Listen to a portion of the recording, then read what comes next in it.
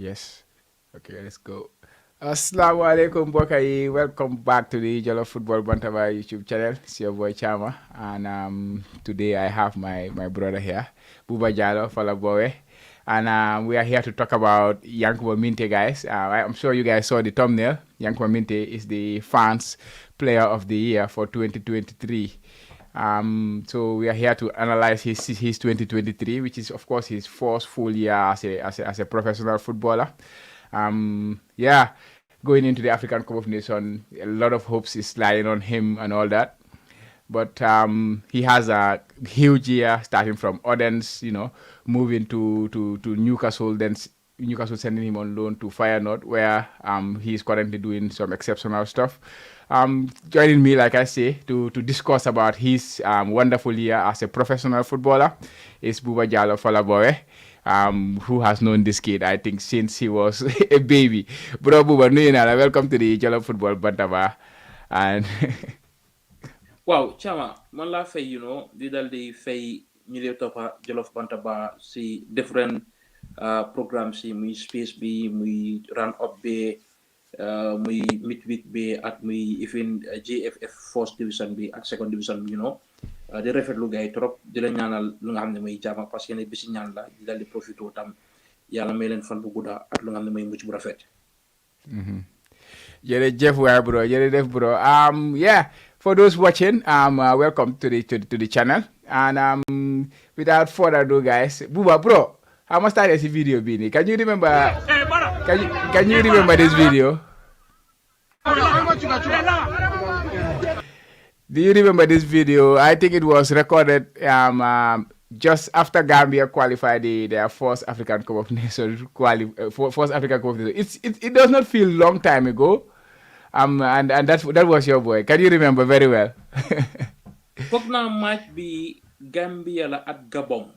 Bu Gambia dooree Gabon biir Gambia. Waaw, so team boss bi mu doon toppati team boss bi soo baxee xel mu ngi wàññi ne oyole ma Cuka. Cuka, waaw.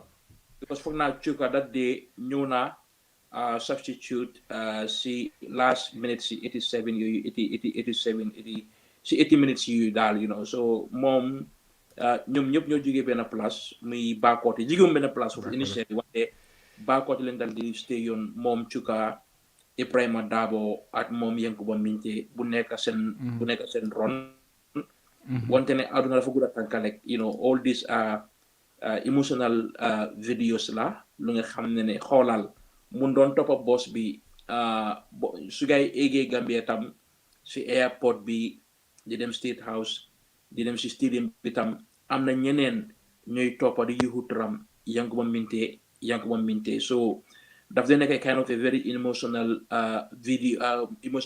video as much as ne bu nekk emotional video inspirational video la tam because xale yu nekk si académie bi xale yu nekk Bakoteh ñu nga xam ne dañ dee dem school ñu si académie bi ñu si school team bi amin ñoon tam léegi amum dara lu gaay dee gis pour ñu nekk Yankuba Minteh ñu nekk Adama Bojang ñu nekk Lamarana Jallow ñu dali nekk lu nga xam ne mooy ku nga xam ne mooy Alhaji Sène so emotional la wante tam inspiration la tam ñaar yooyu la comme ne da nga dali wàññi ne poem emotional at living at inspirational ñaar yooyu la daal.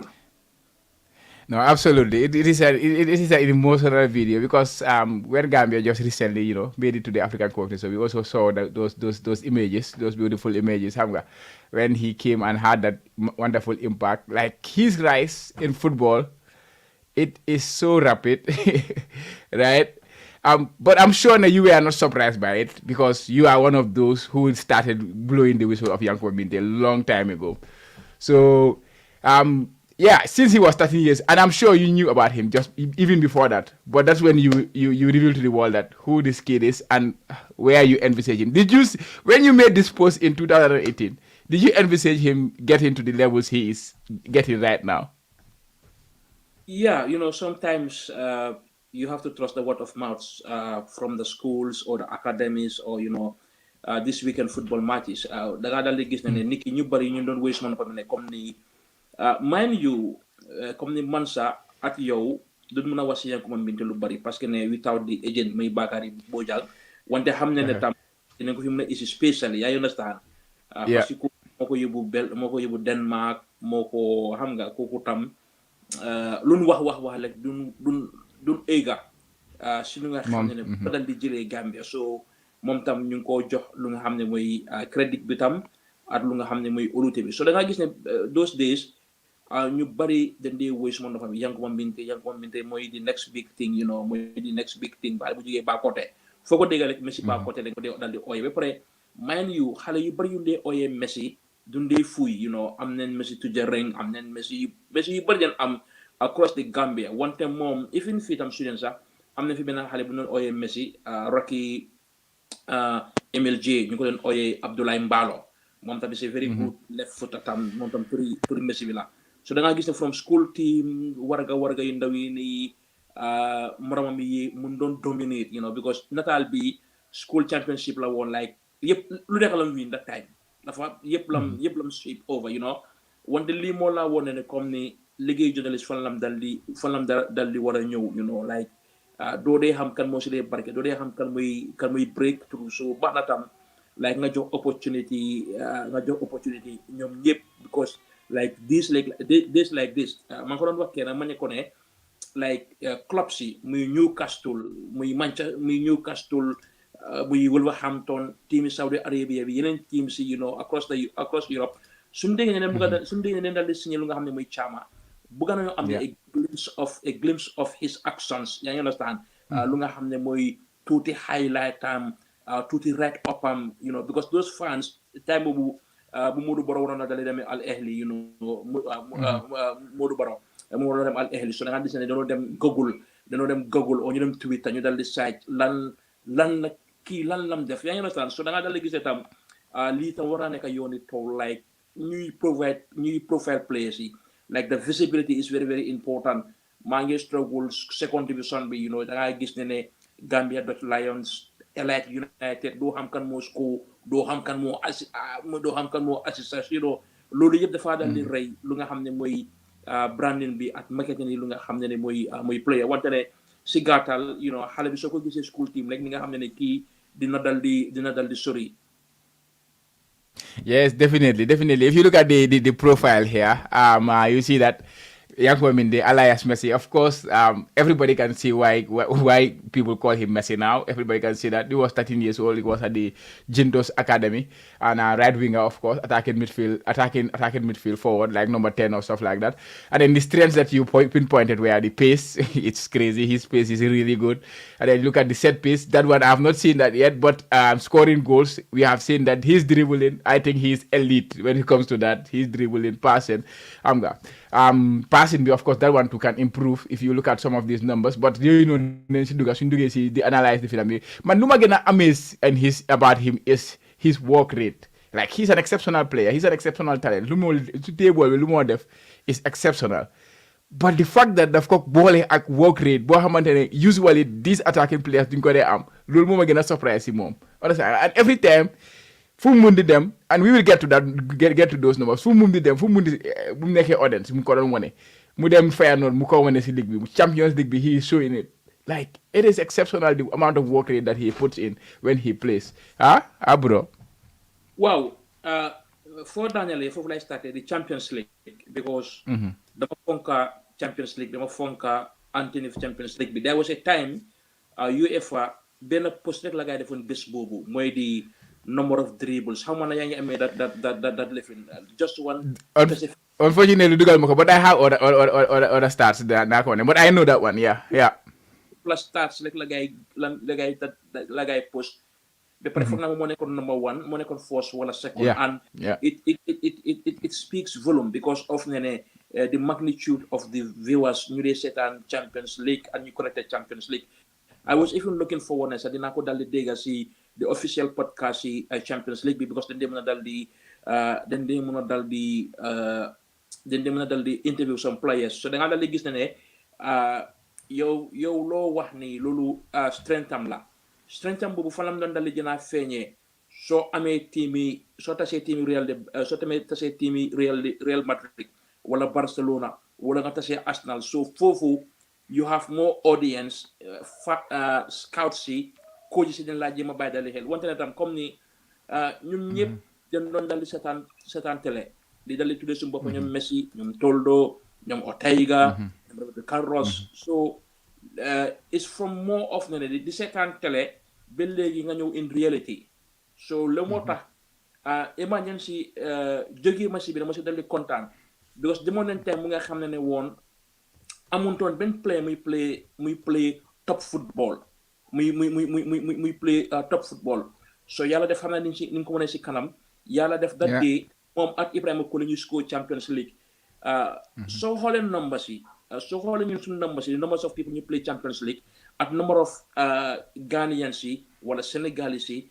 wala Maliens yi wala yeneen dëkka ñun suñu number bi dafa dal di niiw trop wante ne tam nu mu niiw comme ni kontaan nañ si ñun tam ñu dal di gis na tam ñun ba léegi kon nu football dal di deewee nu football dal di deeyee wante ba léegi tam ñu ngi am at least ñaari players ñuy play si ligue bi di score man loolu tam kontaan naa si trop te foog naa loolu tam bokk na si lu nga xam ne mooy si strength bi tam comme ni bu meek lu nga xam ne tam mooy maak maa ngi suspect yenn saa yi duñ ko dee play o ñu toggal ko foog naa daf di dal di bokk si lu nga xam ne mooy si clauses yi ne comme ne caama yow am nga games am nga number of games yi nga xam ne war nga koo play because gisoon nañ benn game nga xam ne bu woon win nañ 4-0 boobu sax issue wuñ ko woon wante ne like fu ma bëgg a waxee rek sa kese mooy ne da strength dooleem daf ko dee wone mu ngi koy utiliser ba pare tam mu ngi si capitalize wante dooleem dina dal di feeñ su wana la tasee Real Madrid su tasee woon na Manchester su tasee woon na Arsenal foofu la moo gën a wone lu nga xam ne mooy boppam because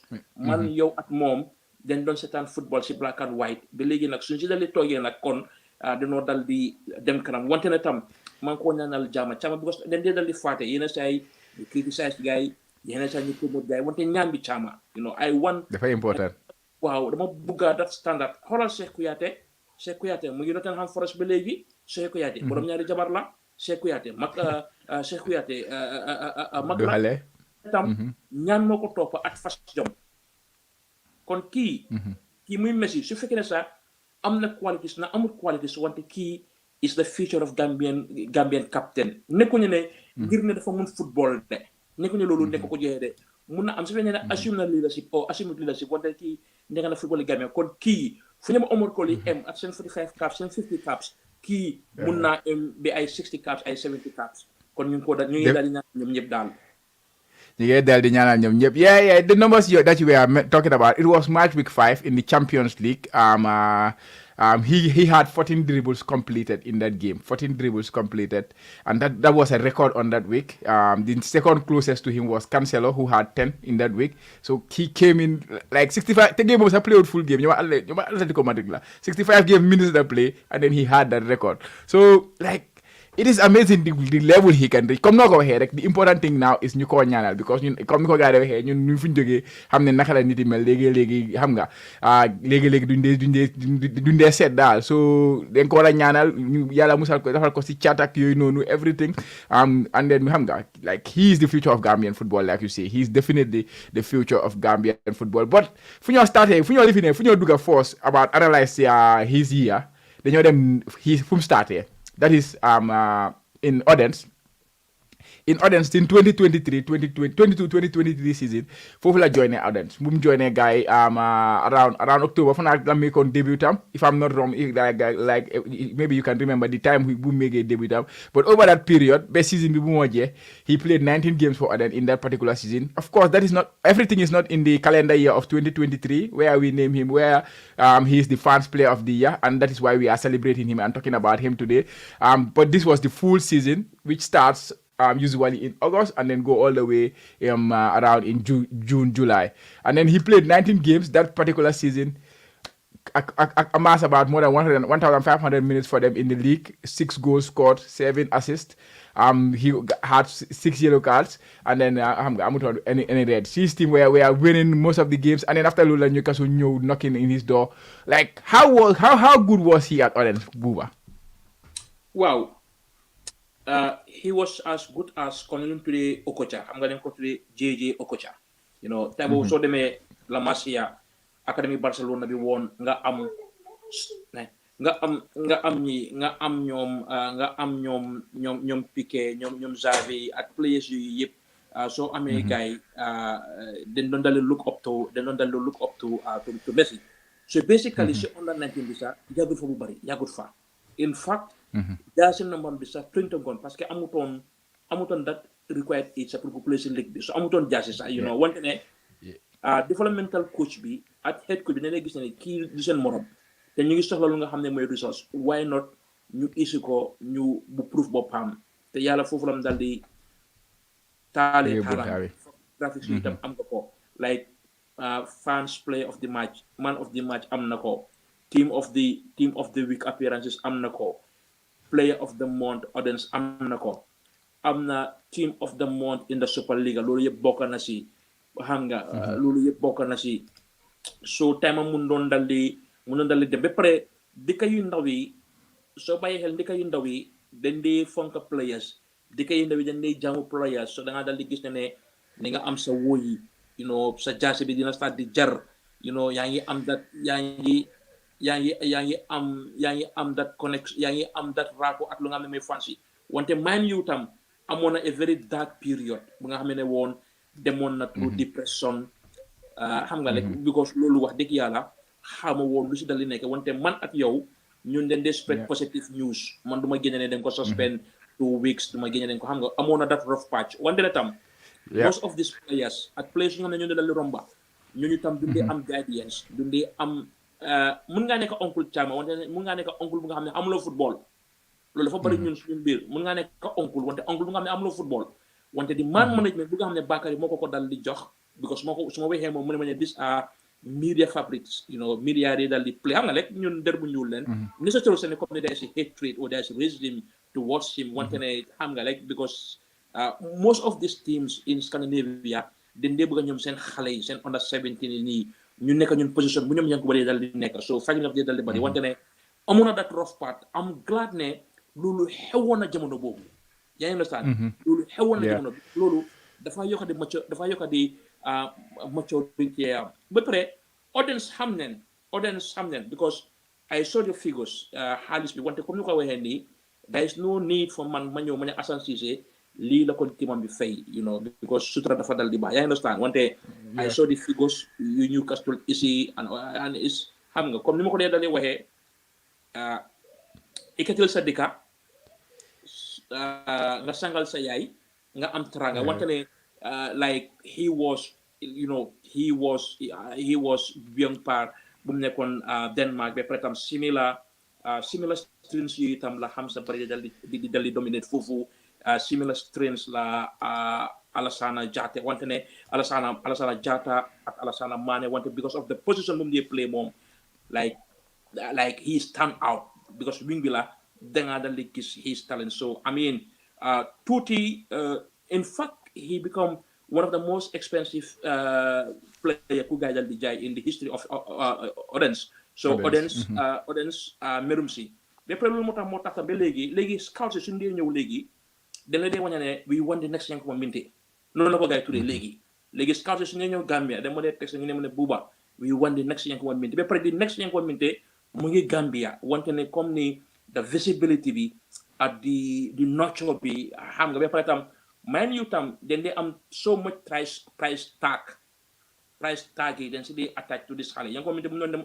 Odense like Steve bi ko moom mun ko dafa ñëw Steve bi ko parce que ne of peer influence comme ni nga dem Saint Augustine man tamit damaa topp parce que sama boy ma dem Saint Augustine yaa ngi understand wante ne bu mu doon dem Odense attaché that big fii nii like dañ leen koo jaayee 5 millions I mean wante dafa dem bu développe boppam bu créer boppam plateforme ba pare gis nga ñoo ñëw Newcastle moo dal di ñëw su nekkoon ne woon beneen nationalité all these things ne dafa dal di delay su nekkoon Nigerian su nekkoon Sénégal su nekkoon Ghana ni koon égoon na Premier League wante because of the nationality mu ngi still need caps ba pare suñu FIFA rank mi dana ko war a dal di dem wante ne like pet na fu nga xam ne mooy Odense nu ma ko waxee woon si gannaaw rek façon team yi gisoon nañ pas démb bu mu doon dal di play di connection bu mu amoon na fans ñoom yur Golden so that's the same connection even that the stay was cut even time mu amoon woon du depression time mu amoon problème there were some fans ñu ngi woon ne ok dañ ko war a protect some fans ñu ngi ko dal di and I think bu mu ñëwee sax bu mu ñëwee dafa dal di he even take back the faith bu gaa dal di am because foofu naa score yoon na si goal bi score yoon na goal that day upon his return ba pare tam score yoon na goal o bu dal di assistant si débutant because record si den dal di bëri caamo so duñ mun a dal di fàttali ko yëpp daal. Duñ mën a wax yëpp waaw duñ mën a wax yëpp waaye looking at his analytics his data over the course of the season I was just when he was at Odense this is comparing him with other players who are playing in the same position as him in the Dennis League that particular season. You look at him, his successful actions, non-penalty XG, like. And then you look at his dribbles, look at his touches in the box, for example, is in the 97th percentile, which means he was in the top 3% of players who played in that position that were having regular touches in the opposition box. His dribble was in the 93rd percentile. He was in the top 7% of players. Like, let's say if there were 100 players playing in that position, he was in the top 7. You look at his assists, he was in the, he was the best assister when you compare it per 90 minutes to other players. Expected assists in that league was also in the 97th percentile. Like progressive runs, all these numbers were amazing. His numbers in Denmark were completely amazing. And then it was like, okay, is he really this type of player? Understand? Progressive play, every progressive key passes, smart passes that he makes it in that league. Everything. It was like, is it really like, is it a fluke or something? Because that was the fourth season for him to do that. So as a fourth seasoner, usually people will tend to think, okay, maybe he's just coming with, like, he's a talented player, but he has to do it. He has to sustain this kind of level. And then we see that he moved on to better leagues, to bigger leagues, and then he completely, like, he's like carbon copying. He's doing similar things that he was doing in that league. And now he's doing it in the Champions League. So he was exceptionally good. Like you say, there were some disciplinary issues. Of course, he is a young player. He went to Europe and as an 18-year-old. So those kind of things, they are normal. It can happen, but at the end of the day, it's how you react to them. And since then, he has turned a corner. Like you say, he has good advice around him. That's why you can see that even despite those difficulties that he has in the initial stages of his career, he knuckled it down and then, find a way to get back to the levels that we know he could. And he ended the season very well in Denmark. And like you say, the Danish club, that is Odense, they are not Merunsi deal with it because, like you say, they are most expensive souls, for the club. So it was an amazing deal. Just less than a year he spent in Denmark, but the fact that, like, he did not even like stay there for more than a year and then still dish out that amount of money for the club was exceptional. Was really, really good. Next. Ñu seet ko when he moved to Feyenoord. Of course, Newcastle la ñoo ko sign, and that was a big story in Gambia because usually we don't see Gambian players moving to England club, to be honest. We have history with Gambian players playing in England, but like that pure Gambian player going to England. If I say pure Gambian player, I mean ko xamné he started in the suñ picci baakote yeeg suñ picci manja yeeg yooyu noonu jógee foofu noonu dem Europe then move to the Premier League. We don't usually see that. If I'm not wrong, he's the first player who made that kind of transition to Europe, to England, to the English Premier League. Abuba, has it happened before? Wow, moom la OJ Kruma demoon na woon Portsmouth. I don't know, not demoon na Portsmouth directly, wante demoon na woon Portsmouth, mënuma fàttaliku because nu ko waxee woon jamono daf dee dali romba ñoom Ibrahima Soxna jege woon na pour sign England. Ibrahima Soxna ak Ibrahima Jaka jógee Zico tam jege woon na tadu, right? So all deals dafa dal li fail wante ne duñ génne di critique or di duñ mention duñ génne ñàkk mention loolu wante ne di sole focus tam mooy di ne bii la da ngaa gis with the age xam nga. So bii moom wax dëgg yàlla dañoo dal di jox critique ba pare tam foog naa ne dafa ubbi bunta bu nga xam ne mooy transfer window, a great transfer window bu nga xam ne am nañ ko. Dégg nañ ne comme ni diili Buuba Jammeh bu doon dem Portugal dafa dal di fail. maa ngi text Thio pour dal di am clarification because ne affaire visa la. So naa la gis ne like if ñu ne Musa Baro dem na Saudi Arabia wante ne that summer transfer deal bi foog naa summer si lam dem foog naa like deal Yankuba Touré Yankuba Minteh bi soli vesi Newcastle bi lii dee neex nañu moom waaye yaa ngi understand like because Newcastle like deal England like then fonk football then fonk football like lot of St James Park wala gars di rename park bi to St James Direct Park am nañ fa so many nights football ba pare gis nañ ne tam football bu fa nga ne mu fa dal di dellu si waatee nii bu arab yi dal di ñëw so credit wax dëgg yàlla credit to him ak ñi nga xam ne tam topp nañ si gannaawam ñoom Adama Bojang ñi nga xam ne jigéen ñi foofu dem so loolu moo tax ma ne la ñi seen génération ñooy national team yi Gambia bi te ñu ngi ñaan yàlla tam yàlla la fa leen cat yàlla sama seen ay tànka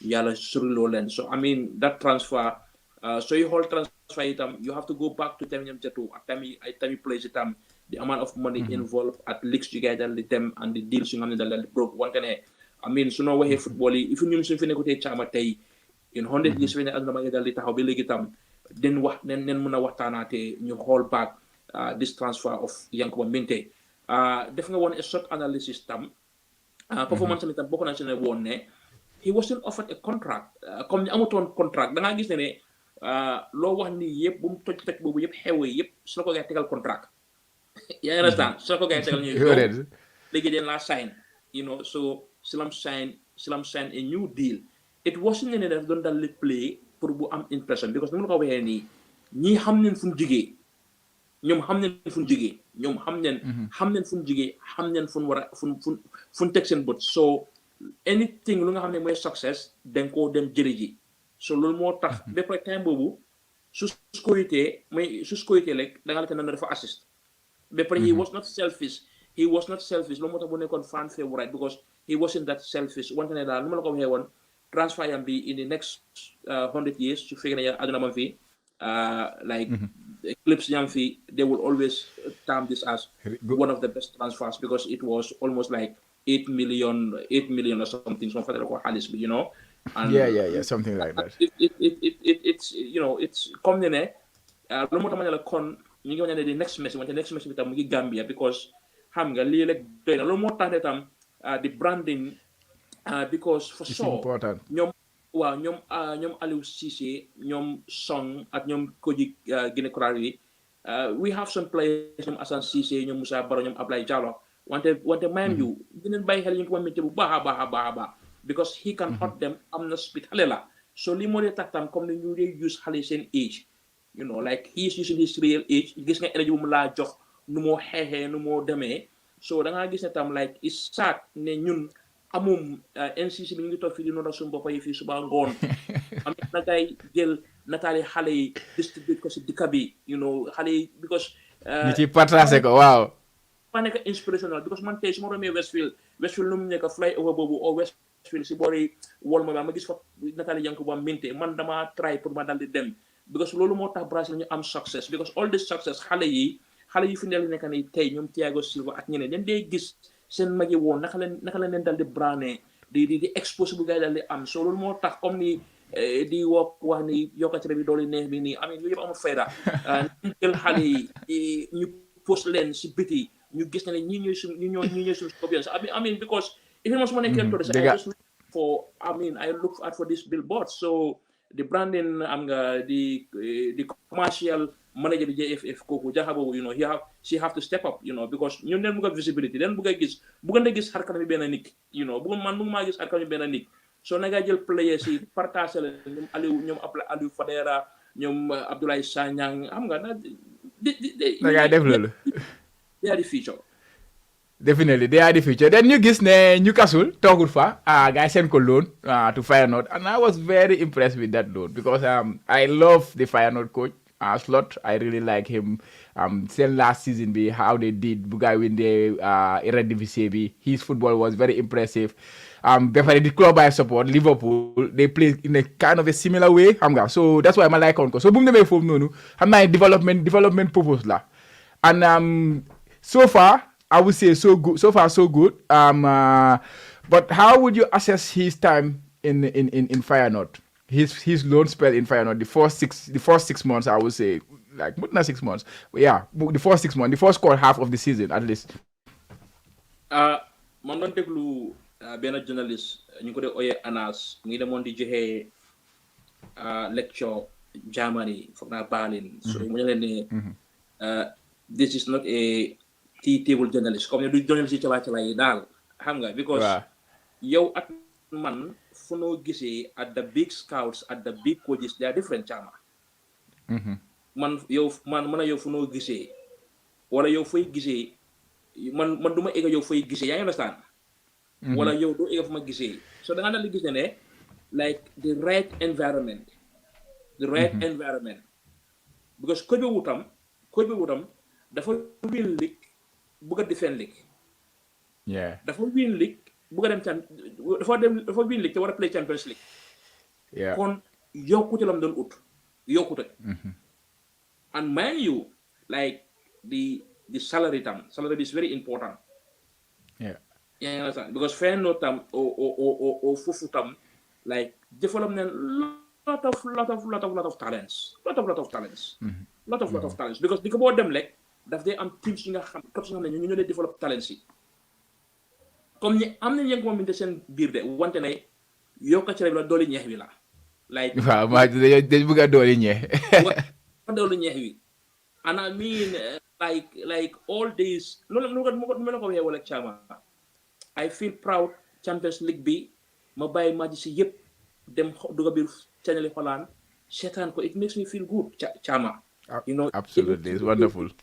ba pare like loolu moo tax maa ne fans yi ngàcce ngaalama because léegi nii time is fa Njaay nekkoon Portugal ñu bëri ñoo koo seetaan ñoom Steve nekkoon Saudi ñu bëri ñoo dee seetaan ñoom tam sonn leen si xale yi tam sonn leen si Yankuba Minteh koo gis mu ngi def statut Yankuba Minteh koo gis mu ngi def góolam so fans yi tam play a very good role wante na ko waxee tam like dem na fa click na fa tam you know ba pare tam am na lu nga xam ne tam muy impact soo gisee ne lu bëri mënut a xew mun naa am the loan clauses la tam wala tam ne tam comme ne the age because am na benn boy tam am na benn man seen striker bi foog naa Jimenez kooku tam moo dee dominer xam nga kooku dafa dee score lu bëri kooku tooy la nag you know ko tooy la the Mexican guy.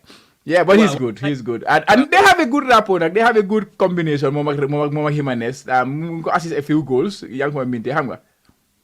Yeah, so wax dëgg yàlla because ñoom dañ nekk ambassadors because mën na ko waxee ni scouts yi at the agents they are looking for the next Messi kan mooy nekk si Yankuba Minteh so loolu mu leen a forçaat pour ñu ñëwaat Gambia ba pare mun naa dem AFCON tam bu amee very brilliant season bu score bu assist tam so lii yëpp is advertisement la marketing la si Gambian football. Absolutely. Speaking of his numbers in you know, hang on, numbers in normally hala sonal tuti. They said numbers too much. But if you look at his numbers in the Eredivisie, these are his numbers since he moved to the Dutch league. And on the right side of this graph, as you can see, is the right side. That is the Yankuba Minteh scouting report for the Eredivisie 2023-2024. So this then go compare all the attacking midfielders, all the wingers in the league, and this is how he fared. So the more green it gets, the more it tells you he is the best in that trade. For example, non-penalty XG, he's 87 percentile. Come to explain it for the he's in the top 13% of players. Non-penalty XG, non-penalty goals rather. Non-penalty XG, he's at the top when it comes to top 3%. You look at if you combine his XG and assist. So come knock on the head, if they assist him, if they create chances, he's very high in that rating. He's in the 96 percentile. Top 4%, they create chances for goal, and they get chances themselves. So he's in that bracket. And then shot creation action, he's at the top 99 percentile. It means he's the top 1%. Yeah, he is. Progressive carries, he's at the top. Progressive carries is basically carrying the ball, moving with the ball, successful take-on, successful dribbles, touching in the opposition box, that is the number of touches he's having in the penalty area of the opponents.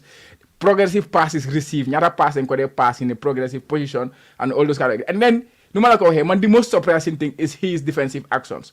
You look at his tackles, he's 99 percentiles. Of all the wingers in the league and attacking midfielders, he's the best when it comes to winning balls in the higher of the pitch and also winning balls themselves. nga look at his blocks, nga look at his interception, clears, everything you can see is green. The only thing downside that I see in his game that I think will improve in the future, that is his passing. Like his successful pass rate, but you know, halela. I'm not even worried about that. He's playing high up the pitch. For no, like dina yaha ay ball. That is do nek a problem. Ñom saka yi ni yep, if you look at their trend, bu guy don't start, then na yaha ball yu bari, and as they grow, ya nga gis ne lolu yep mi ngi wacce ko sen team si. And it's similar for Yankuba Minteh. Wow. Nunes boy Liverpool ma national mi na majam ko bu pass yu bari la mi yaha man Nunes Exactly. Was terrible. How ban game Liverpool wante passes was very poor. Exactly. So lolu mom if I improve, it's gonna get better. It's gonna get better and better. And as like you know si development bi la bokka. Si development yi football la bokka. But the raw talent bu fa nekka. Lu nekka di wone ni like the numbers. And let me just go back there. And then the one on the left, lu ma la ko waxe, is he's comparing him to the like outside the top 5 leagues in the world, that is England, Spain, Germany, Italy, and France. Outside those leagues, the next best 14 leagues in the world, you ballers and players, wingers, and then you look at his numbers on the left, he is still at the top of all those players there. Like the Belgian league, the Dutch league, the England championship, you know, the play for no come Bundesliga, be all these top leagues and second division, and the ball all the top 14 league, the second, the 14 best after the top 5 leagues, the 14 best leagues, he's one of the best players if you compare him. Like I say, this is his first year as a professional. This was his first year as a professional. That's why it is crazy. He's still very young, 19-year-old. Of course, he's Gambian. That's why we are here talking about it. But the numbers he's showing, it has never been seen from a Gambian player. Somebody has analyzed Gambian players looking at what they are doing, but for Ben Gambian player, must more produce this kind of numbers. Yankuba Minteh produce at this level of his career. So that is why, like, for me, I keep saying it. As far as Gambia is concerned, this boy is a generational talent. We have never seen something like that, and I really mean that.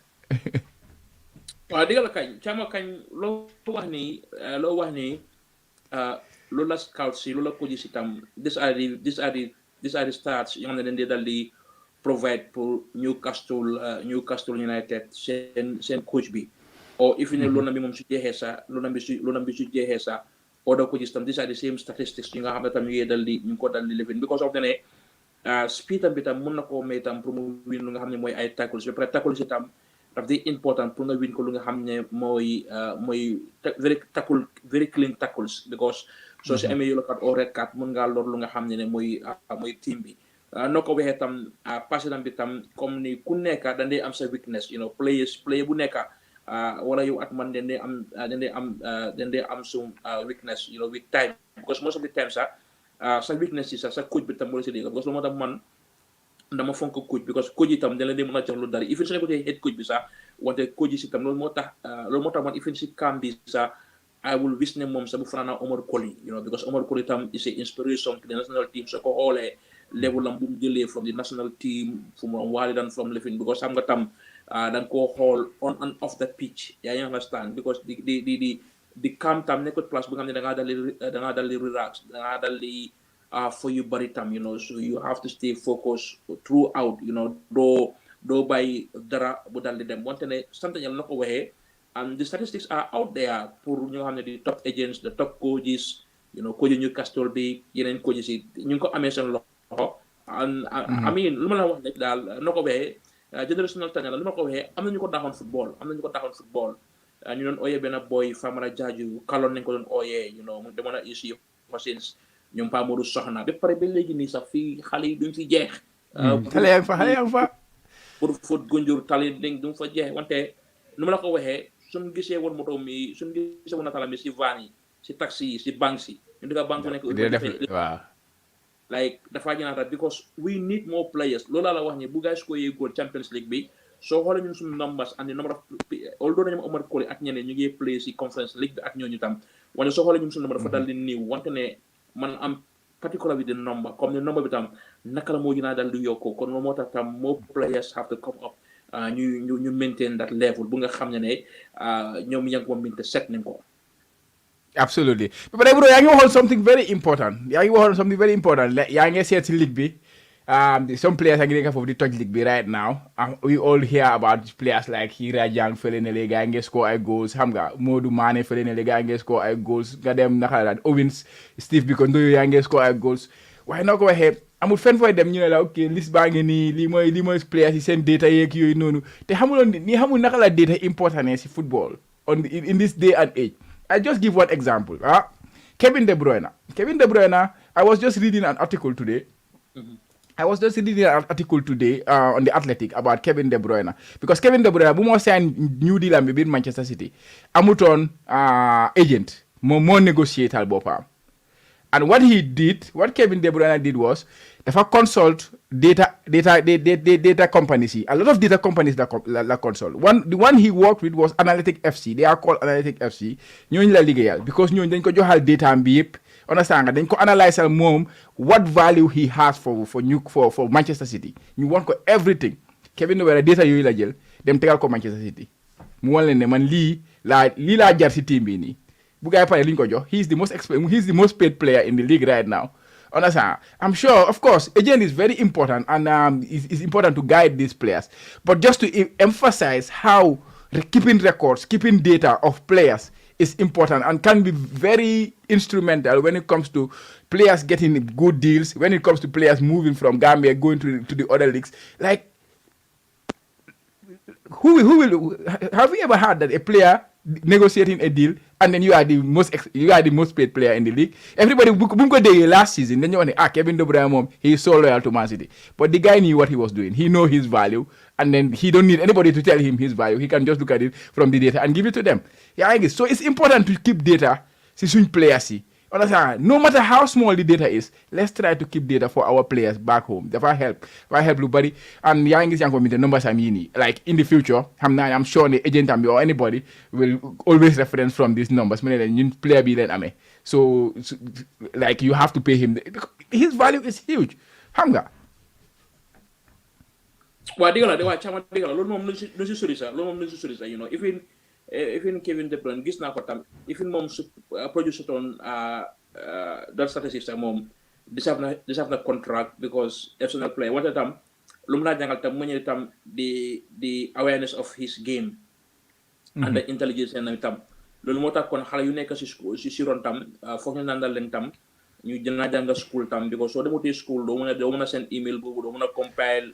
You don't need to compile a professional compile wante tam at least ni nga mën a xam sa càmmoñ ak sa ndeyjoor ba léegi xale yu nekk si school bi tam ñu dina góorgóorlu because am na ñu bëri ñu nga xam ne bàyyi neen football dem si bàyyi neen school dem football loolu am na du Gambie kese wante diggi Africa ni wante ne I think sometimes club presidents leen war a dal di waxal wala di coach si tam so ñun ñëpp tam ñu dimbalante bu xam nga bu am is easy daal bu nekk easy access daal.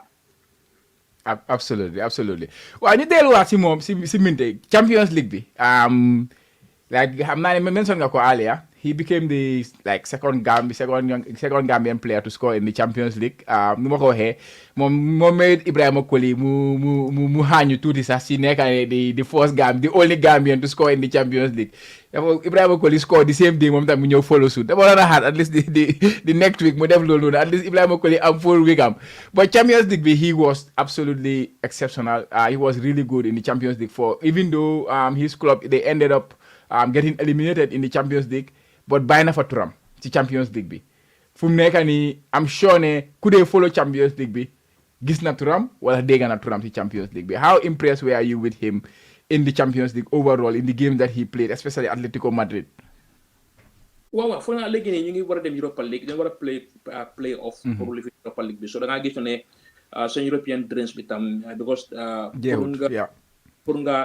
pour nga qualify foog nga play comme ni Copenhagen nu play Copenhagen wax dëgg yàlla deserve neen seen second position bi so I mean comme ni loolu la ko wax because of ne amoon na time nga xam ne woon ñoom Omar Colley ñu leen demoon leen Saudi ñu leen demoon leen so amutoon kenn ku doon play Europe top 5 ba pare loolu daf dee hot sa ranking nation bi yaa ngi understand so pour nit ki mun laa dégg moom wax dëgg yàlla caama foog nga play Champions League play Europa League play this Europa League Conference because tam du dee toj booy def sa club wante na tam international stage bi tam te loolu ñun dañ ko dal di rafetoo noonu because lii yëpp si history tamit moo dal di nekk di dal di wax ne xale yu nga xam ne ñu ngi dal di ñëw ñoom tam di bàyyi is na ne pour ma sign contract di bàyyi is ne pour ma play Champions League score Champions League loolu la Ibrahima Koli def loolu la Yankuba Minteh def comme ni na ko waxee woon mënoon naa am tuuti dara wante da nga dal di gis ne tam di moo ñu am ñaar ñetta di moo the merrier the record is yaa ngi understand xam nga record bi because ñu bëri bëgg nañoo di yokku bëgg nañoo proof et point ne Jato Cissé score yoon na Zico score yoon na wante ne loolu I revisited the records wante gars yi score yun gars yi score yun toon gars yi score yun toon am naa record bi sax bu nga xam ne ñoom ñëpp ñaata matches la gars yi dal di play wante ne I mean because Champions League moom duñ ko dee ñàkka if ne suñu demoon si vidéo club bi sax nañ ko mën a seetaan suñu néeg te man I was proud ne taal naa suma télé seetaan Yankuba Minteh su toogee nag ma fay suma télé nag seetaan leneen wante ne mbaa di ñoo em man damay time period bu play rek lay seetaan but anyways ma compare ko a little bit with other players in the Champions League because the same competition la guy nekk again this time I took one of the best players right now in the world who nekk on the play Champions League bi and that is Bukayo Saka Arsenal. Arsenal, they are progress, they top their group, they are going to the second round of the Champions League. And you look at Bukayo Saka, they play the same position, basically more Saka. And I think they have similar profile as a player because Saka too is a player who if they work hard for Arsenal and stuff like that. And then you compare their numbers, you look at this, you look at you look at the non-penalty expected goals. You on the accumulate. Yankuba Minteh 0.59. Saka was accumulated 0.35. The Champions League. You look at the number of shots Yankuba Minteh took on average per 90 minutes. 4.55 shots per game. Saka was taking about 1.64 shots per game. So Yankuba Minteh almost double the number of shots that he was taking in the Champions League than Saka.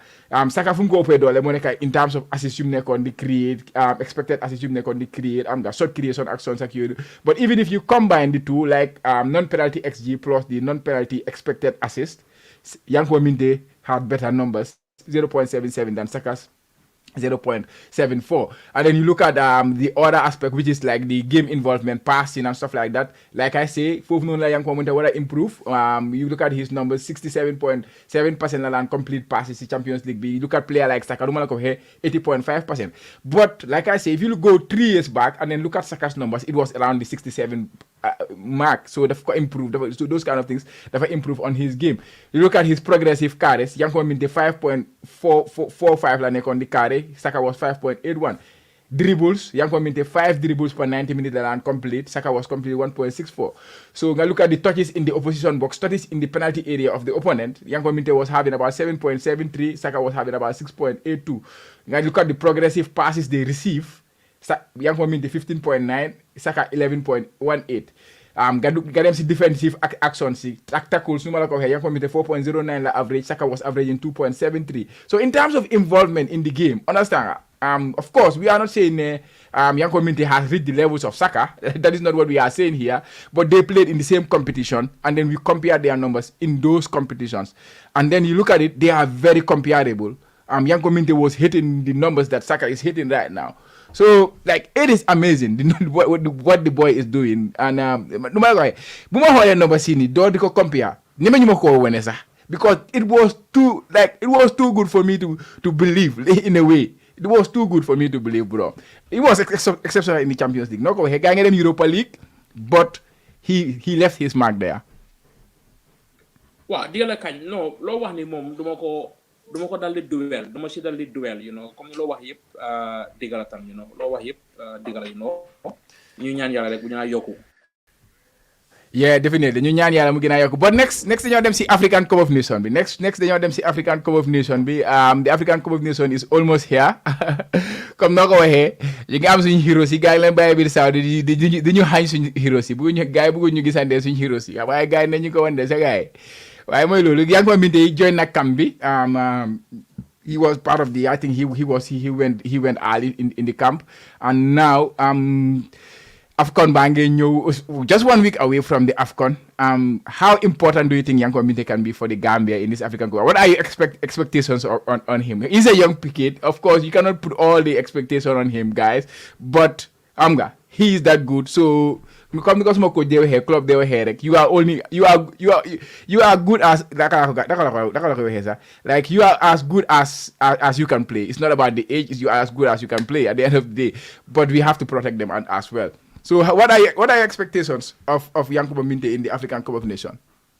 waaw maa ngi yaakaar ne sax mun naa start game bi ak Sénégal maa ngi yaakaar loolu mun naa start wante ba léegi tam am na ñu ko fa dal di jiitu and we have exceptional talent Ibrahima Koli because Tom moom loolu moom dooleem la moom winger yi nii moom we have so many wingers bla winger moom du ñàkkut winger moom ñàkkut winger ñoom Bambalaay ñoom Aliou Fadera so ñàkkut winger wante maa ngi yaakaar ne mun naa dal di start comme ni ne dañ ko fa dal di jiitu like see terms of experience and terms of key players. One thing for sure, the scouts of other national teams and the coaches of their national teams come in didn't dal di ñaxa si kaw affaire Yankuba Minteh because of the hunger. So I mean, comme ni states yu nekk di wax nii like it's not ne yow da nga ko manufacture or da nga copy fii paste fii these are the hard facts ba pare loolu la waxee loolu la coaches yu amee seen loxo loolu la seen scouts yi amee loolu la seen tactical coaches yi amee loolu la gay amee so they will study him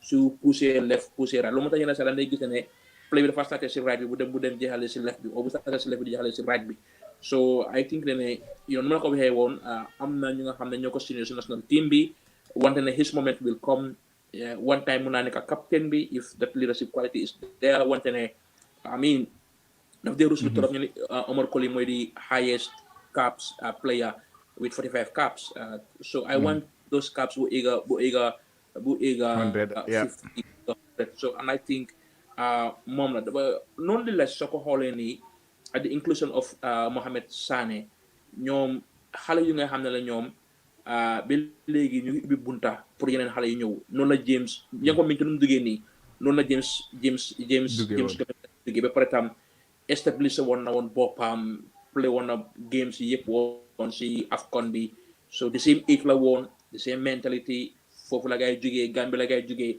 jàngum football Sénégal jànguntoo fenn so I mean nu ma la ko waxee rek si gàttal laal the coaches of Guinea Sénégal Cameroon ak seen tactical coaches yi seen scouts yi they will have work to do xam nga am nañ liggéey bu baax a baax because of Yankuba Minteh ba pare tam am nañ similar players muy Ablaye Sagnang at Aliou Fadera wonderful player Aliou Fadera ku nga xam ne tam absolutely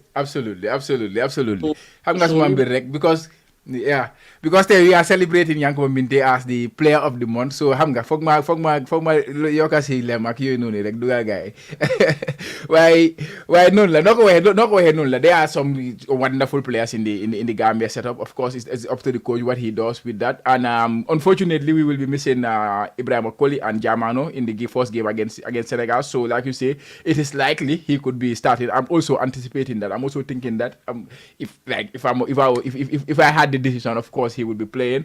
And and you spoke about the numbers too. Of course, the numbers are nothing fabricated. These are numbers from Opta. We all know Opta is very respected. They are FBref largely numbers from Opta. So they are data you have it is the actual data you have teams they could use because FBref is a very well recognized site. So they don't get anything about data. I think FBref is a very good place to go to. Bro, waxtaan mi neex na but xam nga rek suñ jàppee players yi nii Yankuba Minteh hopefully next year we will have a new player bu ñëw talk about who knows maybe it's Adama Bojang moom tam mu ngi toj mbapat fële ne le xam nga wala yeneen ndoo yu nekk fële ñoom Salifou Koli xam nga anybody ndoo yu nekk biir Gambie ñoom Yira Ñang xëy na ñu ñëw gars yi ñoo dem nañ fële ñu toj mbapat that is what we want to see as many Gambians as many young players going into European clubs and then making their mark just like he's doing and like you say set na wéy bi ba pare especially in Denmark especially in Odense ñu ngi laa laajte di next Yankuba Minteh den mu ga isul ñu ko so the way ubbi na door bi foofu noonu ba pare ubbi na bunta bi so the next one will come and hopefully we will keep having more of these kinds and then we will celebrate them congratulations to Yankuba Minteh for being the France player of the year in 2023 previous years who were the winner maybe nga jox a little bit of shout tamit waaw Assane Touré Cissé win na ko ñaari yoon win na ko moo ko njëkkaa win Assane daf ko njëkkaa win bu Assane winee Steve toppa si Steve bu mu si toppee Steve toppa si Dembo Dembo Dabo tam win na ko Dembo Dabo win na ko Musa Baro win na ko tam Musa Baro moo ko ñu ka win after Dembo Dabo win ko after tam Yankuba Minteh win na ko wante Assane moom win na ko ñaari yoon Steve win na ko benn Musa Baro nga am Dembo Dabo ba pare nga am Yankuba Minteh ba pare tam den dee am very great year la gay dee am for club and country because comme ni xam nga digga bi ñu ko xamee soo bàyyee xel ñu bari play match ñoom Ibu Touré play lu bari soo digga bi tam wante maa ngi xool parce que ne na African Cup of Nations dafa nekk 2025 so maa ngi gis ne kon World Cup qualifiers at AFCON yëpp dañoo dal di squeeze si at bi muy 2024 so da nga dal di gis ne comme yeneen dëkk yi muy Ghana at yeneen dëkk yi den seen place dañ dee am lot of caps wante because of ñun the nature ne nu mu demee wante ne dañ dee am lu nga xam ne mooy impact. All right, bro. Thank you very much for that elaborate. And yeah, congratulations once again to Minteh star boy. Man suma star la de, to be honest. Man mom suma real star la. Am na ne Gambia mom fu nekk ni ku nekk edu na ko, waaye man mom dega fu ma ko teg mom. And I'm expecting xam nga maa ngi yaakaar a lot of things di ko ñaanal rek noo ko waxee continue di ko ñaanal yàlla lafal ko chat xam nga. Fu mu dem African Cup of Nations bi I'm looking forward to that. Am naa suma gars yi bari ñu ngi ko bëgg a seetaan. Because last time African Cup of Nations I had an interview with one very good YouTuber talking about the Gambia and stuff like that. This time, sir, ngi war a future African Cup of Nations loolu laa ko wax ma ne ko na bàyyi xel because xamut he don't know much about him because nekkul di follow Dutch League beeg yooyu noonu but wax naa ko ne bàyyi xel xale boobu noonu again and hopefully after this African Cup of Nations we will not tell anybody because everybody will watch the African Cup of Nations, right? And the Champions League, you can sit down here, didn't sit down Feyenoord because they never say and Chelsea, and Manchester, and Arsenal, you know, didn't go and sit down. So didn't have actually what was going on.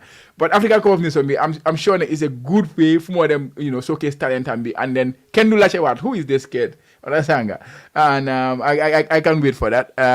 Anyways, bro, Buba, any final words before you finish? We can have your direct you call it a day.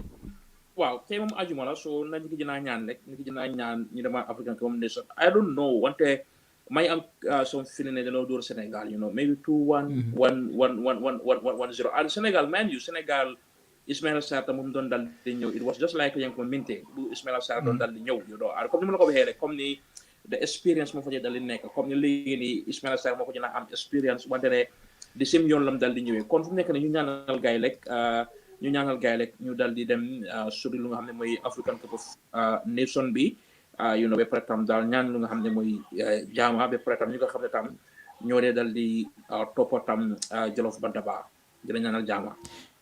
Yeah, guys, thank you for being with us. If you enjoyed that, please consider giving us a like. And if you have not subscribed to the channel also, please feel free to do so. Ñu leen a gërëm yéen ñëpp yéen ñu fa nekk xam ngeen jërë ngeen jëf li leen amaloon tey we had Yankuba Minteh a full about an hour talking about Yankuba Minteh which I really enjoy. Mun nañoo dem go on and on man ak sama brother but fii leen ko emal guys jërë ngeen jëf bii ba beneen yoon inshallah we will be back on the Gambia Football Show on Sunday for the Gambia Football Show. Make sure don't miss that. And tomorrow, tonight, Friday night, we have the Friday night, we have the space, Camp Space. There's a lot to discuss there. Please come to Twitter and then let's chat together, guys, about Gambian football affairs. Be bebenayon, guys. Bro Buba, be Juma Mubarak, Dego Nay.